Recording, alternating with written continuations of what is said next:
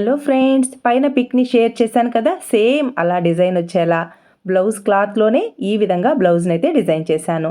Same మెజర్మెంట్స్తో ఇంకొక బ్లౌజ్ను కూడా stitch వేశాను. చిన్న సైజ్ బ్లౌజ్, ఫ్రంట్ పార్ట్లో చెస్ట్ తక్కువగా ఉన్నప్పుడు షేప్ బెల్ట్ మరి పొట్ట మీదికి రాకుండా ఈ విధంగా బ్లౌజ్ని అయితే డిజైన్ చేశాను.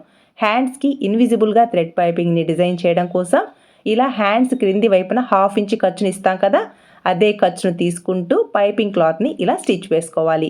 Next original cloth right side, lining cloth wrong side మన వైపుకి వచ్చేలా ప్లేస్ చేసుకొని మనం స్టిచ్ వేసుంటాం కదా, ఆ స్టిచ్ పైననే స్టిచ్ వచ్చేలా ఇలా ఇన్విజిబుల్గా హ్యాండ్కి పైపింగ్ని స్టిచ్ వేయాలి అంటే ఇలా స్టిచ్ వేసుకోండి.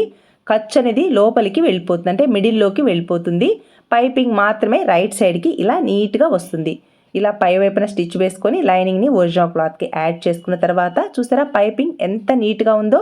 బ్లౌజ్ వేసుకున్నప్పుడు అస్సలు గుచ్చుకోదు. బ్లౌజ్ ఫిట్టింగ్ పర్ఫెక్ట్గా రావాలి అంటే సైడ్ జాయింట్ స్ట్రైట్గా రావాలి. చంక క్రింది వైపున ప్లస్ గుర్తు పర్ఫెక్ట్గా రావాలి అంటే హ్యాండ్ లూజ్ దగ్గర నుంచి చంక క్రింది వైపున ఇలా ఒక రఫ్ స్టిచ్ వేసుకుంటే చూసారా సైడ్ జాయింట్ ఎంత తిన్నగా ప్లస్ గుర్తు పర్ఫెక్ట్గా వస్తుందో. ఇలా స్టిచ్ వేసుకున్న తర్వాత ఈ స్టిచ్ పక్కనే 3 లేదా 4 స్టిచ్చెస్ వేసుకున్న తర్వాత ఈ సైడ్ జాయింట్ చివరన ఖర్చు అనేది ఇలా నీట్గా కట్ చేసుకోవాలి.